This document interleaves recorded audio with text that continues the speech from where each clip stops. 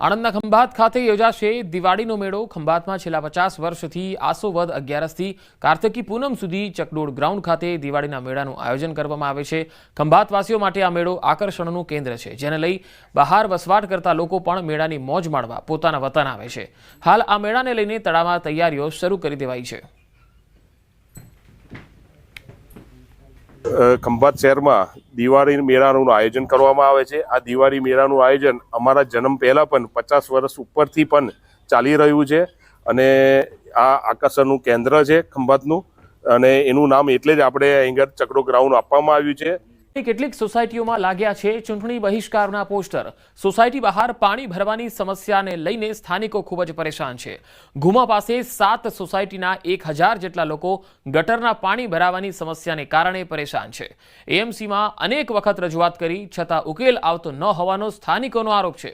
ગટરના પાણી ભરાવાના કારણે રોગચાળો ફાટી નીકળવાની ભીતિ સ્થાનિકો વ્યક્ત કરી રહ્યા છે। ચૂંટણી બહિષ્કાર બોર્ડ બાદ મશીનો મૂકી ગયા પરંતુ કામ ન કરતા હોવાનો આરોપ સ્થાનિકો લગાવી રહ્યા છે। છેલ્લા 4 વર્ષથી ગટરના પાણીની સમસ્યા છે, છતાં કોઈ જ સાંભળતું નથી। સ્થાનિકોએ ચૂંટણી બહિષ્કારના બોર્ડ લગાવીને વિરોધ નોંધાવ્યો।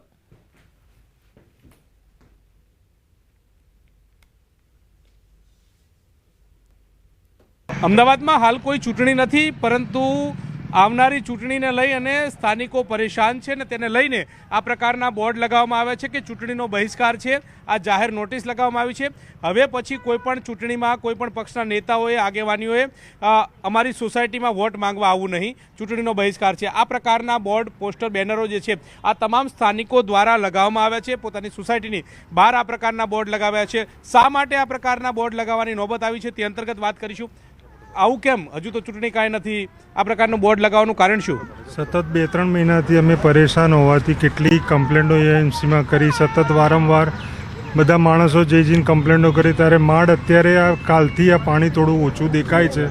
બાકી ગટરો સતત ઉભરાય છે અને બાળકો, મહિલાઓ, વૃદ્ધો બધા બહુ પરેશાન છે।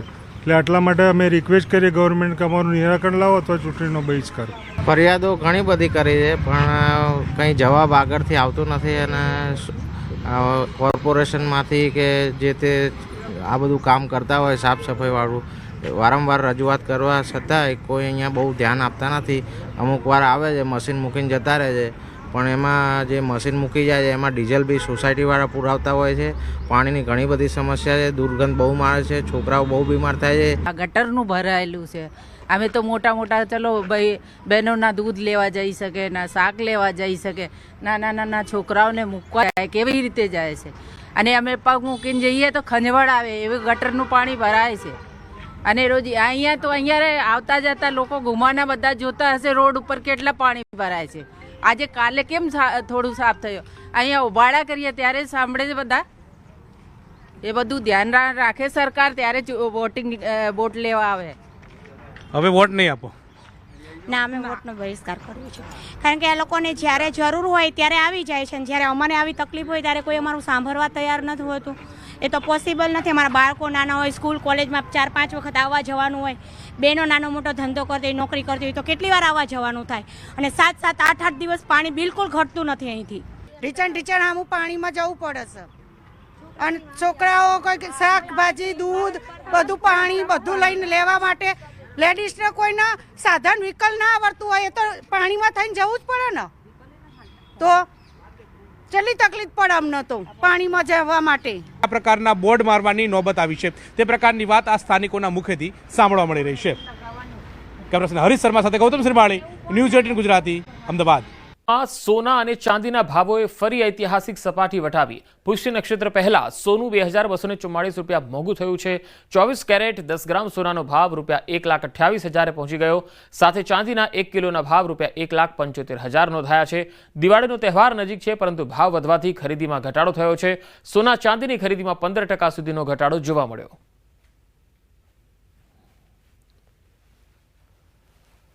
ભાવ વધી રહ્યા છે દિવસે દિવસે, તો અત્યારે અમે જોવા આવ્યા છીએ અને પ્લસ કે જે આવનારા દિવસોમાં વધે એ પહેલાં થોડી ખરીદી થાય દિવાળી સમયે, એના માટે અમે આવેલા છીએ। ગૃહિણીને એક હોય કે દર વર્ષે આપણે કંઈક નવું કરીએ તો ધનતેરસને દિવસે સોનું થોડું ખરીદશું, આખું વર્ષ કરકસર કરીને ભેગું કરતી હોય, બરોબર છે, તો અત્યારે એને એમ હોય કે આ દિવસે અમે કંઈક થોડુંક લઈશું, પણ આ દિવાળીએ કોઈ ગૃહિણી એવું વિચારી નહીં શકે કે લેવા જઈ શકે.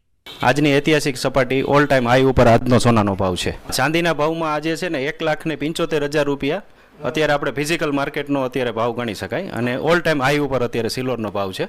આમ જોઈએ તો હવે સોના ઉપર બધાને ભરોસો વધ્યો છે, પણ છતાંય આમ 10-15% અત્યારે ડિફરન્ટ છે. પણ હા, ઘટાડો કહી શકાય, 10 થી 15% ઘટાડો છે. ગયા વર્ષે તો સોનાનો ભાવ એમ માનો ને કે 70-75,000 આસપાસ હતો, એટલે બધા ટૂંકમાં આમ ખરીદી નોર્મલ હતી. અને આ વર્ષની એની કમ્પેરિઝન કરીએ તો 10 થી 15% અત્યારે ઘટાડો ગણી શકાય. તો સોના ચાંદીના ભાવ આસમાને પહોંચ્યા છે, ત્યારે સોના ચાંદીના ભાવમાં સતત વધારો થતાં જ્વેલર્સને ત્યાં ગ્રાહકોની સંખ્યા ઘટી રહી છે. માત્ર એક જ વર્ષમાં ભાવ ડબલ થતાં 40%થી વધુ ગ્રાહકોની સંખ્યામાં ઘટાડો આવ્યો છે. હાલ 60% લોકો માત્ર ઇન્વેસ્ટમેન્ટ માટે સોનાને ચાંદીની ખરીદી કરી રહ્યા છે. 40% ઘરાકી અને 50% ક્વોન્ટિટી ઘટતા વેપારીઓની ચિંતા વધી ગઈ છે. પ્રકાશનો પર્વ દિવાળી અને દિવાળી આવતાની સાથે લોકો શુભમાં સોનું અને ચાંદી ખરીદતા હોય છે, કારણ કે સોનું અને ચાંદી એક પ્રકારનું ઇન્વેસ્ટમેન્ટ હોય છે. ત્યારે સુરતના શોરૂમો ખાલી જોવા મળી રહ્યા છે કે જે દિવાળી આવતાની સાથે ગ્રાહકોથી ભરાઈ જતા હતા. તેની પાછળના ઘણા બધા પરિબળો છે.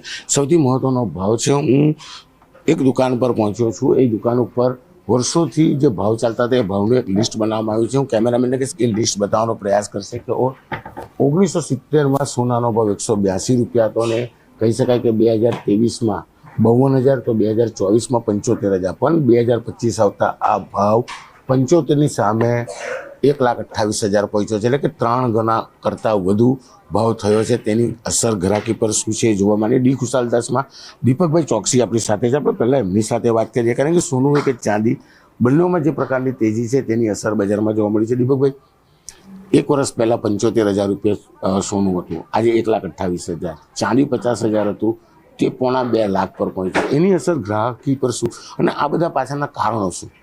સ્ટેટિસ્ટિકના આપણે જે અત્યારે આંકડા કહે છે કે અત્યારે જે ઇન્ડિયાની માર્કેટમાં 40% જેવી રિટેલ ગ્રાહકી જ્વેલરીને ત્યાં ઓછી છે. એ અહીંયા સુરત નહીં પણ સુરતની બહાર પણ દરેકે દરેક રાજ્યોમાં પણ અત્યારે ગ્રાહકીનું પ્રમાણ ઓછું છે. પણ એની સામે ઇન્વેસ્ટરો વધી ગયેલા છે. લોકોને સોના ચાંદી પ્રત્યેનું જે ઇન્વેસ્ટમેન્ટની જે સાચી મેથડ છે એ આઈડિયા આવેલો છે. લોકો એ વિચાર કરે છે કે સોના અને ચાંદીમાં કરેલું ઇન્વેસ્ટમેન્ટ ક્યારેય ફેલ નથી જતું હતું. દર વર્ષમાં 12% ઉછાળો સોના ચાંદીમાં લગભગ મળતો જ હોય છે.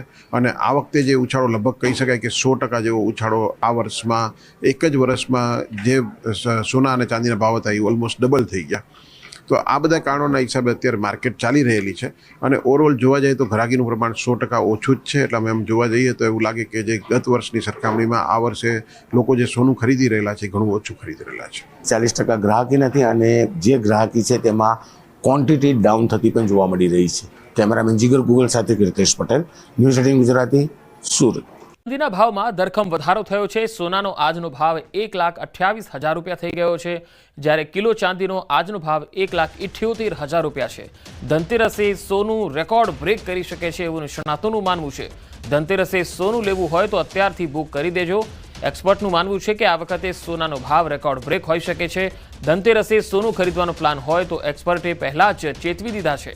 આ વખતે સોનું છપ્પર ફાળ ભાવે પહોંચવાનું છે, એટલે કે લેવાનો પ્લાન હોય તો અત્યારથી જ બુક કરાવી દેજો. સોનું પાછલા કેટલાક દિવસથી સતત તેજીમાં છે. વર્ષ 2025માં સોનાના ભાવ લગભગ 50% સુધી વધી ચૂક્યા છે. જો સોનાના ભાવ 2022થી જોવામાં આવે તો તેમાં 140% જેટલો વધારો થઈ ચૂક્યો છે. નિષ્ણાતોનું કહેવું છે કે ચાલી રહેલા વૈશ્વિક આર્થિક ફેરફારો અને મોનિટરી પોલિસીની આશાઓ આ ધનતેરસ પર રેકોર્ડ પહોંચવાની સંભાવના સાથે આ ગતિ જાળવી રહી છે. જો કે કેટલાક નિષ્ણાતોના મતે ધનતેરસની સોનાના ભાવની ગણતરી હાલથી ન થઈ શકે.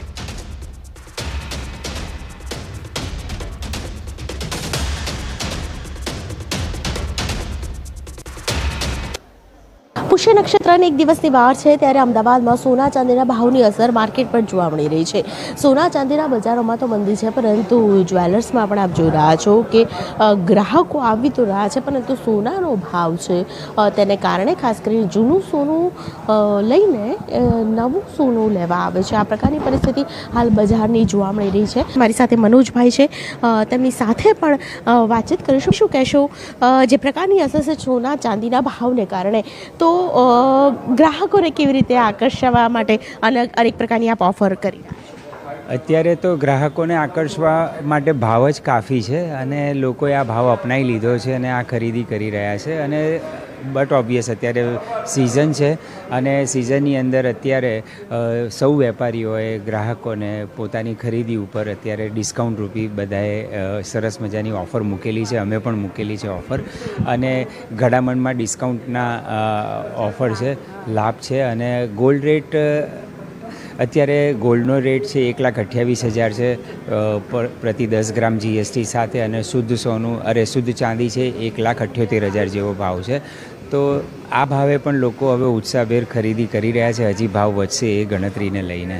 આ તમામ ગણતરીઓ વચ્ચે સૌથી મહત્વની વાત એ છે કે ગયા વર્ષે પુષ્ય નક્ષત્રમાં ભાવ કેટલો હતો અને આ વર્ષે કેટલો છે? એટલે હા, ઓલમોસ્ટ ડબલ જેવું છે. એટલે લોકો ખૂબ ખુશ છે, કારણ કે દરેક જણની પાસે પોતાનો આગવો સ્ટોક છે, પોતાની ખરીદી છે, બચત છે, અને હજી પણ એ કરી શકે છે. એ ખુશી છે ને લોકો હોંશે લેવા આવે છે. પરિસ્થિતિઓને જોતાં આ ભાવમાં હમણાં કોઈ ઘટાડો થાય એવા સંજોગો હાલમાં તો નથી કોઈ, અને આ કેટલું વધી શકે એનું કંઈ નક્કી ના કહેવાય. પુષ્ય નક્ષત્ર છે અને પુષ્ય નક્ષત્ર પહેલાં ખાસ કરીને જ્યારે ખરીદી કરવાની વાત આવે ત્યારે લોકો છે એડવાન્સમાં બુકિંગ કરાવી જતા હોય છે, અને ત્યારબાદ પુષ્ય નક્ષત્રના દિવસે બુકિંગ જે કરેલું હોય તેને બસ મુહૂર્ત સાચવવા માટે તેને લેવા માટે આવતા હોય છે.